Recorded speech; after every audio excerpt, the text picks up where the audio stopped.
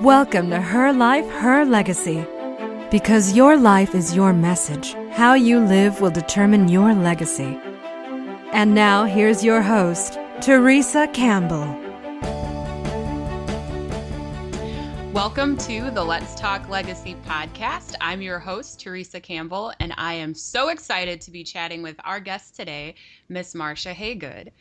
Hello, Marsha.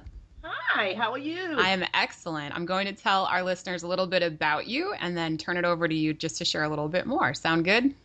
Sounds good to me. Okay, excellent. Well, Marsha is an author, talent development expert, and empowerment coach.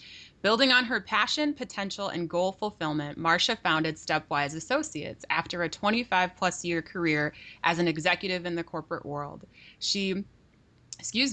As at Stepwise Associates, Marsha gets to live out her life's mission each and every day by dedicating herself to the success of others. She is a highly acclaimed thought leader who encourages success in individuals and corporations alike through her coaching, facilitating of self-exploration, and motivational speaking. Marsha knows how to translate leadership theory into practice and has been featured as one of the elite authors in the book Speaking of Success, a book on building leadership along with best-selling authors Stephen Covey, Ken Blanchard, and Jack Canfield. Marsha is also the co-author of The Little Black Book of Success, Laws of Leadership for Black Women. This book has been dubbed as a mentor in your pocket. The Little Black Book of Success was nominated for the esteemed NAACP Literary Award and has become a staple in homes across the United States. Marsha, welcome to the show. Are you ready to talk legacy? Thanks so much for inviting me, Theresa. I'm ready to talk legacy, or at least try to. I'll share whatever I can. Excellent. So I've shared with our listeners a little bit about you professionally, but we actually really want to get to know you personally. So if you don't mind, could you just share with us, who is Marsha? Where are you from? And a little bit about your journey and your business and life today. Okay. I am a mother of 4 grown sons. I have a wonderful husband that I've been married to for almost 30 years. I'm a native New Yorker, and I split my time between New York and Florida. And I have been the president of Stepwise Associates for a little over 7 years. After leaving the corporate world, where I was the executive vice president of human resources and administration in the entertainment business for almost 26 years. And I really left. I'm doing what I love. First of all, I'm really living my dream. Everything that I have done in my work situation has really led me to what I'm doing right now. Because I enjoy, first of all, I enjoy talking, and you'll notice that when you have to tell me, okay, enough. But I also enjoy sharing information, and I'd like other people to sort of dream about what they'd like to do, and then go for it. And oftentimes we don't give ourselves permission to dream, and then we don't go for it. So as a coach, as an empowerment coach, I love doing that. And I especially love doing it with women who think that they can't, or they have to do it later, or they take themselves off their to-do list. And that's who I am. Excellent. So we like to kick things off with a little bit of inspiration. And as you know, the Let's Talk Legacy show is all about inspiring women all around the world to actually take action. So I'm really happy that you said that, towards living a life of passion and purpose. And ultimately, this is about leaving their legacy. So one of the ways we get things started is by having each of our guests share a quote to live by. So would you please share with our listeners the quote you've selected for us today? Do I only get a chance to share one? I'll let you share two. Okay. Because I have several. I actually collect quotes.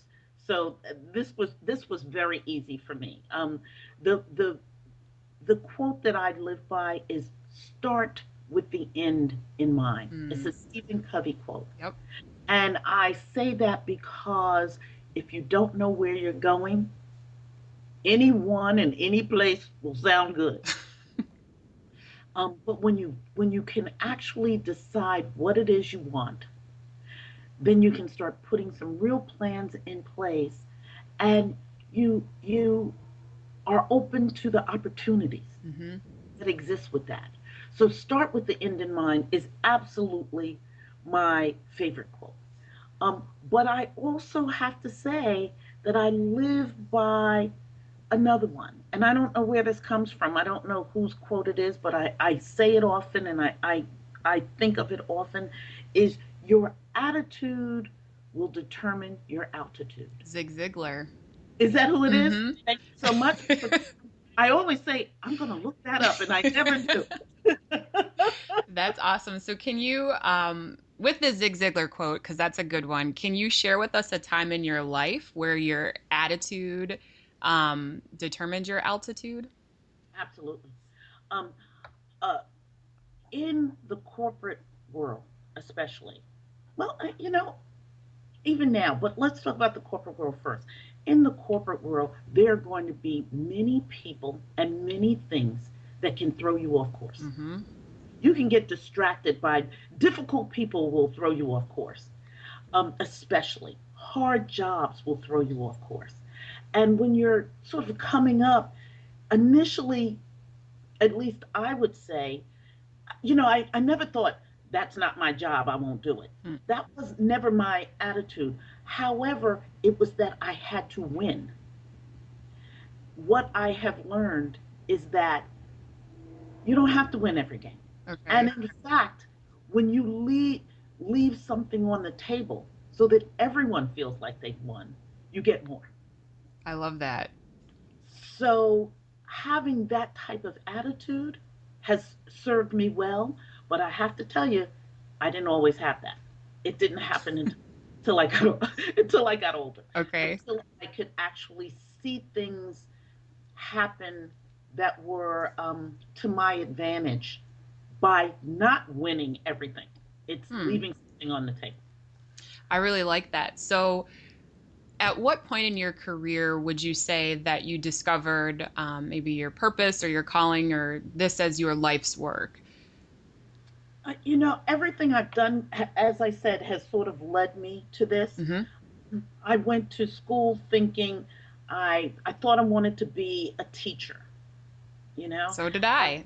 yeah, wanted to be a teacher, but in fact, I did student teaching and discovered that I loved working with the kids. Mm-hmm. I didn't particularly like the teachers. Interesting. I didn't like the fact that they weren't giving their all. It was sort of like, I have to do it. This is what I need to do. This is the lesson plan. Who cares if nobody's learning? This is what I have to do. Right. So I didn't particularly care for that. I then became a psychology major, and that was far more clinical. Mm-hmm. I'm more intuitive. And so that didn't really work, but you needed to, it has helped. Okay. My life's dream was to be a talk show host. I could see it. And I didn't know how to do it, but I was in entertainment, so that brought me closer to that world. Mm-hmm. And so it's led to being a coach and being empowered. And I can tell you in human resources, which is the area that I was in, oftentimes I could put all of those things together Mm-hmm. and be an HR person, but I found that I was helping the people that I was hired to help were not the people who looked like me, Okay. and they weren't the people who needed the coaching the most. So starting my own company was a dream so that I could work with people who looked like me, with women. Mm-hmm. I could share the information that I learned from others, because oftentimes you didn't get into the room with the people who could really help you. Um, so it's long-winded, but it's actually always been a passion. It's just been built upon. Perfect. So one of the things that those of us who are, living on this path where we are on purpose, it's not always easy, right? Right. So many times on this hero's journey, you are faced with challenges and obstacles and really have to demonstrate like courage or resilience or that, persistence and the diligence and the patience. Can you tell us about a time in your life when you were on this path, since you've been on it for some time now, both on your own with Stepwise and then in the corporate world, where you really had to be courageous and show resilience? Yeah. Um, I can tell you that the company that I worked for last, which was New Line Cinema, by the way, it's a Mm-hmm. division of Time Warner. When I started with that company, they did not have an HR department, nor did they want one. Hmm. And the chairman was pretty open about that. That he hired me because he hired, he started an HR department because he felt like he needed to. And, he felt like this is entertainment. I don't want these rules and regulations. And why are you here? Hmm. And why do I have to pay you to be here? Because you're not going to make me any money. And he was pretty vocal about that.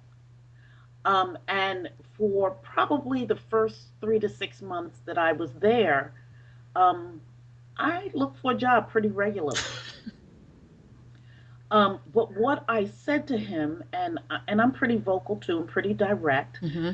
After he told me that, I went away and said I'd like to come back and revisit this conversation, and I did. What I said to him is, I will never make you.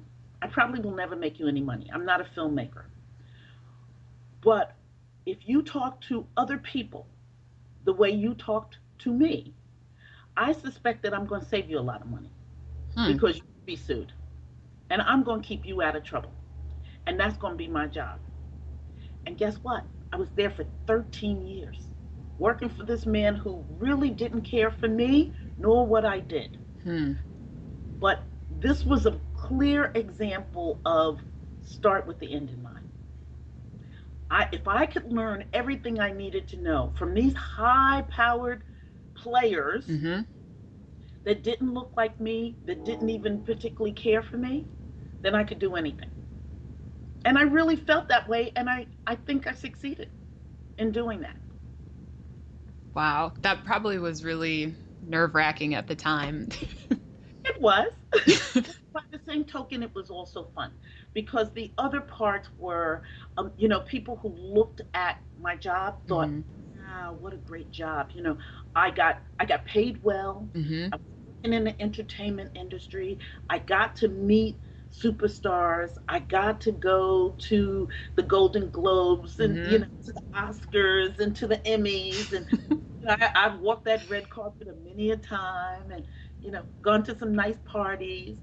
So all of those things were good, but they weren't. It wasn't just about the fun times. It was making sure that I learned Mm-hmm.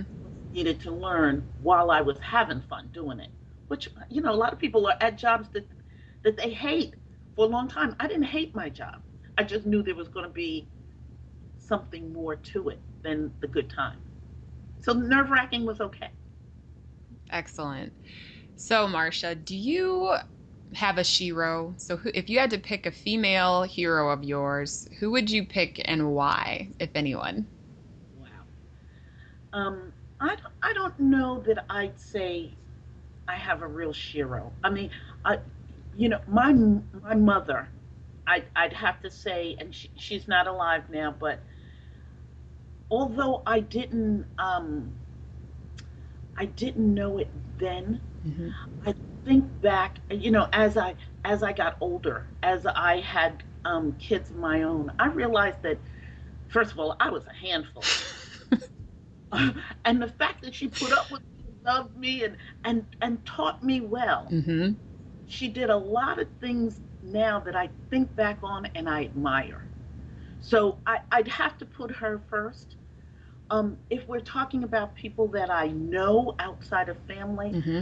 person who initially came to mind, and you may know her. Her name is Carla Harris. Mm-hmm. And Carla, I don't know very well, but I know enough to have heard her speak, to have talked to her personally. It's very funny that I'm actually going to something that she's speaking at today. I've surprised her and been at a number of her events where she's, I can't believe you're here. She calls me out and gives me props from the stage. Um, because she's done a number of things Mm-hmm. I admire, being the first at Morgan Stanley to be a black partner, Right. managing there. The fact that she sings, um, and that she has concerts at Lincoln Center, the fact that she's written a book, Expect to win. Expect to Win, and it's so right on. Mm-hmm.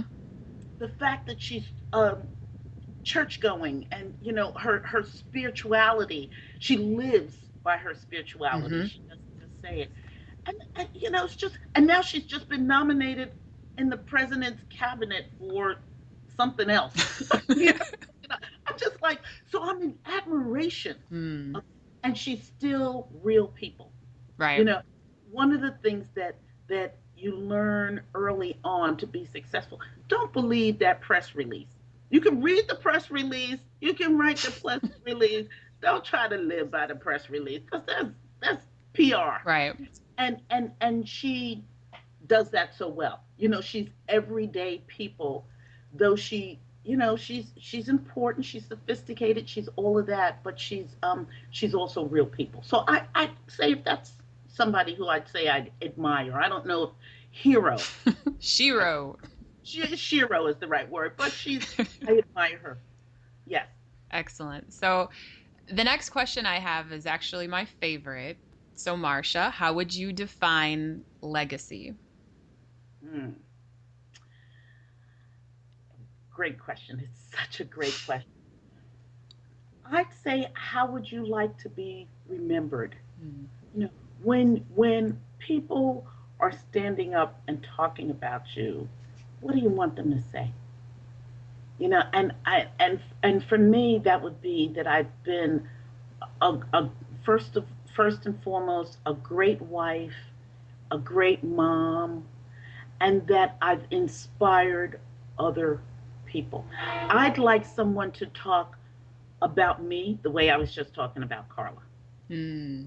And I don't have to be a shiro, but I'd like people to admire what I've done, to say that the work that I've done speaks for me. I like that. And I think it's true. Hopefully you found that. People that you've inspired people, and you've definitely inspired me. I know we met briefly last February at the Women of Power Summit. So absolutely, I can tell you from this vantage point, you have done that for me at least. So excellent definition of legacy. So thank you. Great. The next piece, or the next thing I wanted to ask you, was really to help our listeners, right? So many of our listeners are in the process of either figuring out what their passion is and their purpose is, or reconnecting with it, because as some of us have to do. But then there are some people who are very clear about the work that they want to do in the world and really want to step into that in a very big way. So, what's the best advice you've ever received, or what piece of advice would you share with our listeners that would just either help them get started or just step into their work in a big way? Well, first of all, I think that you can never be over prepared. Hmm. Okay, and this comes from a person who's a procrastinator. I actually, it's very funny because I'm left-handed, and people say, I do my left brain, my right brain sometimes compete against each other. Mm-hmm. I'm I'm a I'm a procrastinator, but I plan, and and that's hard to explain, but I can think of something long term that start with the end in mind. Mm-hmm. I'm always very, very conscious of that.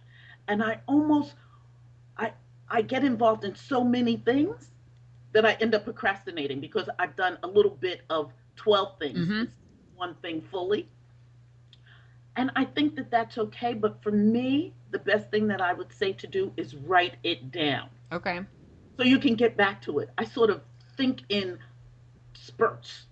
This is important today. Tomorrow, something else is important, but I'll get back to the first thing by next Tuesday. you know, so I think putting a plan in place so it doesn't overwhelm you, Okay. preparing for um, those things that distract you. So for me, it's writing it down because I know I'm going to be distracted. Um, I think that you then focus on that when you can. Um, One of the things that I find, at least my clients have a problem with, is asking for help Hmm. and and doing things for your own development. It's like I couldn't do that because my job didn't let me go to that seminar. Right. And I say, so you take a vacation or a sick day and you go yourself. And who cares if it costs you a little money, if it's going to help you in the long run feel better? Mm-hmm. Pay the money. Do it. I say that to people when they say, I'm feeling stuck, but I don't know if I can afford a coach. It's like, okay, so I'll call you next year and you tell me how that's working for you, honey. Because it probably isn't working. Next year you're gonna be saying the same thing. Right. So instead of you give up something, give up what you don't need Hmm. so that you can get what you need. And I can tell you that I've been to a women's conference and I've said that, and people have said, like what? And I said, so how about if you shop in your own closet and you don't buy a pair of shoes for 6 months? And women say, no, don't buy shoes, don't go shopping, don't do that. And I said, because guess what? That's not going to help you get what you need. Mm-hmm. You already have 25 pair or more of nice shoes. So dust them off, take them to the shoe shop. Who cares, you know, that you wore them to the last event? Wear them again. It's okay. Mm-hmm. And put that money towards something that's going to help you. I like it. So, if you could recommend just one book to our Mm. listeners, just one, you got two quotes. I gotta hold Oh, you. gosh. Oh, gosh. Okay. Oh, gosh. I have so many. But, and actually, oof, oh, gosh. Would it help if I said to help women live a life of passion and purpose and take action? Does that narrow it down? Probably not. No, it doesn't. No, it doesn't. Okay, I'm going to talk fast and say more than one. All right. The book that I read every single year, Mm-hmm. Who Moved My Cheese? Ah, Spencer Johnson. And I go back and I read it every single year, and every single year I find something new that I need to think about. Um, to find your passion and purpose, I'd say, I'm a big Stephen Covey mm-hmm. person. So the Seven Habits, also something you have to reread. It's so funny because it's on my list to reread again. I haven't read it this year, Mm-hmm. so I'm going back to do that. Two other books that you probably haven't heard of. So Okay. I'm going to say You're quick. good. You're good. You're good. Uh, One that someone told me about, and I just thought it was so great. It's called Find Your Spinach. Find your Find spinach. Your Spinach, like Popeye. And Okay. it's by Joe and Chris Miller. And it's like, what makes you strong? Find Mm-hmm. what makes you strong and then develop it. It was, first of all, I love the title. Right. I'd love to steal that title, but but that's important. And I use that as a quote Mm. often. And then the last one is one I'm reading right now. And I think I want to say I downloaded it. Someone sent me an email. It was in the email. I downloaded it. I'm going to say it didn't cost more than $5, but I've just started reading it online, and it's like I want to highlight everything it said, everything, every page. I want to like, how do you highlight on this technology? Because I have 10,000 things, and it's called Brag, Brag. BRG, and it's by Peggy Klaus, KL, I think it's KLAUS. Okay.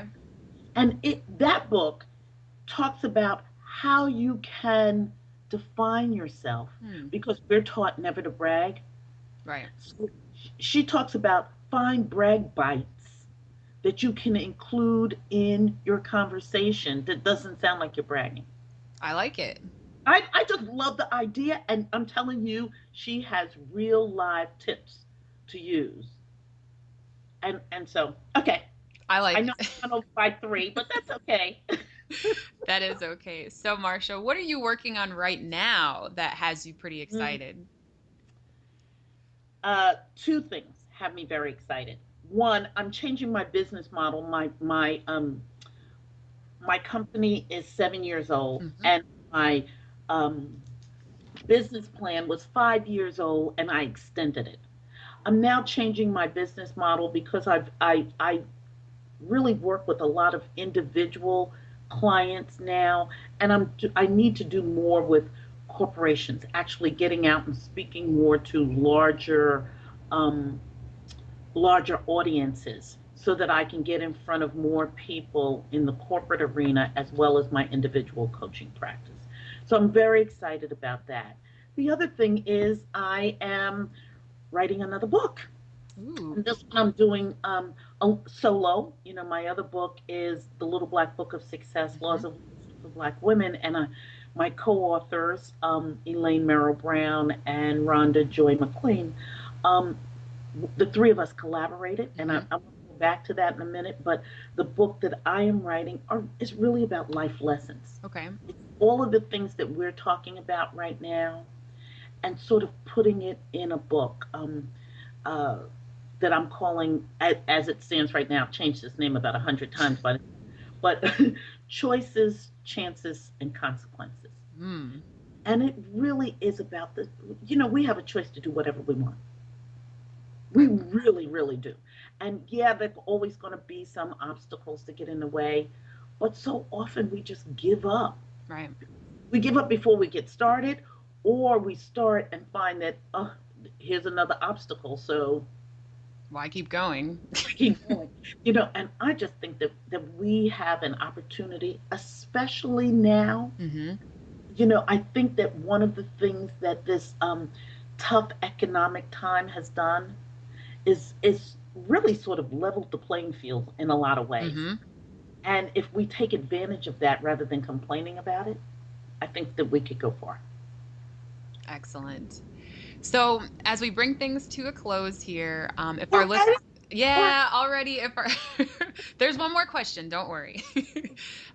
If our listeners wanted to get in, this isn't it, but if our listeners wanted to get in touch with you, where could they find you to connect online? sure. My website is Stepwise, STEP as in Peter, WIS as in Sam, Associates .com. So you can go to my website. On Facebook, my Facebook fan page is Stepwise Associates LLC, Hmm. and you can connect with me. And I do motivational quotes on a regular basis on that, uh, which also connects to Twitter, which is Stepwise Assoc. Right, it didn't fit. Her life, her legacy didn't fit either. It's like Yeah, legacy, just the C. yeah. Um, uh, they can always call me. They can always email me, Haygood at stepwiseassociates.com. Um, I'm on LinkedIn, but I only really link in with people who tell me why they want to link in with me. Just say I want to. And I have to tell you, people who just send me the lazy message, the generic message, I Hmm. call it lazy message that says I just want to add you to my network, and I don't know who they are. I don't connect with them unless they can tell me why, because I think that they haven't put any effort Mm. to it. So I So tend not to do that. if they Facebook. said they heard of you, if they said they heard of you on the Let's Talk Legacy podcast, you'd potentially connect. Yes, Okay. absolutely. But I also want to know them. I want to be able to Right. share useful information. I'm not about just collecting numbers. Some people say, "Oh, I just want to get over that 500 number." I'm like, no. You know what? I really. What are you going to help me with? How can we help one another? Exactly. And if they're just like, ooh, because I want to meet your contact, or ooh, I want to hear what you have to say, it's like, what part are you going to play with that in that? And I ask people that. I have to tell you, a lot of people don't respond back because they don't know how to answer it, and that's okay. Those are probably people that I probably don't need to know because they'll be pulling me from. what I'm trying to do anymore. Exactly. Well, this is excellent. Everything that you've talked about today, the 4 books that you've mentioned, your quote to live by, and some of the additional resources that you talked about will be listed on your individual show notes page. So I'll be sending out a link to that to everybody. But before we say goodbye, I'd ask that you just share one final piece of advice for our listeners. Identify your passion so that you're not distracted from it. Um, Ask people for help. Don't be shy about that. Look for people to support you, and there are going to be some people. It's very funny. I heard another quote that goes with this. Some people will pray, PREY, Mm. on you, and some people will pray, PRAY, for you. Find the people who will pray for you, and get rid of the people who prey on you. And sometimes that's close friends and family. You got to back away. You got to purge. You should purge every year. I think you should look at your personal board of directors every year Mm-hmm. and see who's around you, because you are who you associate with. And then remember to say thank you, and remember to give back and bring others on. Reach back and reach out Mm. and bring others along. Thank you. That was very inspiring. Thank you so much for being with us today and sharing your wisdom with all of our Let's Talk Legacy listeners. You've definitely inspired me to continue on this path of living this life of passion and purpose. So again, I just want to say thank you for taking the time to be with us today. And until next time, ladies of Legacy, remember, your life is your message, and how you live will determine your legacy. Thank you, Marsha. Thank you so much. It is so wonderful speaking with you. Thank you for listening to the Let's Talk Legacy podcast. For more inspiration, please visit us at www.herlifeherlegacy.com.